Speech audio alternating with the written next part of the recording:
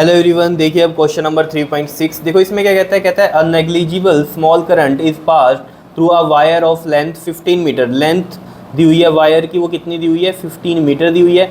And uniform cross section is 6.0, यानी कि uniform cross section मतलब एरिया दिया हुआ है, और यहाँ पर आपको मीटर स्क्वायर भी पता है किसका होता है, एरिया का यूनिट होता है। तो ये समझ में आ जाना चाहिए आपके कि क्या है ये 6.0 इंटू 10⁻⁻7 क्या है आपके पास, एरिया है गिवन। क्लियर है, इतनी बात बता दो, कोई दिक्कत इसमें? ठीक है, तो एरिया हम लिख देते हैं यहाँ पर 6.0 इंटू में 10⁻⁻7 मीटर स्क्वायर।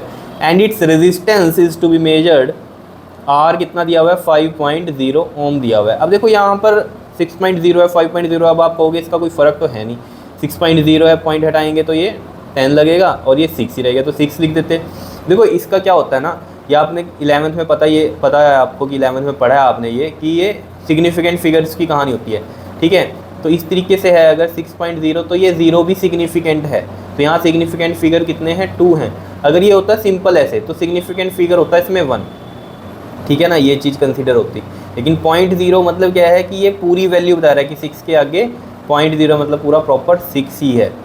6 के आगे क्या है, 0.0 है, इसका मतलब उसने ये डिफाइन कर दिया कि आगे कुछ नहीं है, तो ये सिग्निफिकेंट मानी जाती है पॉइंट के बाद 0 वाली। ठीक है, तो अभी समझ में आएगा आंसर में आपको ये चीज़ क्लियर है। उसके बाद देखो बहुत ही सिंपल सी कहानी है, ये कहता है what is the resistivity of the material at the temperature of the experiment. तो देखो रेजिस्टिविटी आपको निकालनी है, यानी कि रो आपको फाइंड आउट करना है। ठीक है, आपको पता है आर का फॉर्मूला होता है रो एल बाई ए, तो यहाँ से आप रो भी निकाल सकते हो, क्या आ जाएगा वो आर और ये ए और ये एल, और अगर आपको डायरेक्ट याद है तो बहुत अच्छी बात है।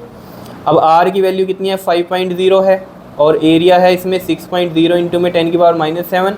पेपर में ये भी ध्यान रख लेना, अगर ये मीटर में है ये मीटर स्क्वायर में है तो कोई टेंशन नहीं है, लेकिन अगर एक मीटर में दूसरा सेंटीमीटर स्क्वायर में है तो फिर आपको क्या करना पड़ेगा, वहाँ सेंटीमीटर स्क्वायर को भी किस में कन्वर्ट करना पड़ेगा, मीटर स्क्वायर में कन्वर्ट करना पड़ेगा। ठीक है, तो ये चीज़ें ध्यान देनी है आपको। ये 5.0 इंटू में 6.0 इंटू में 10⁻⁻7 हो गया, और एल कितना है हमारे पास, 15 है, तो ये हमने यहाँ पर 15 लिख दिया।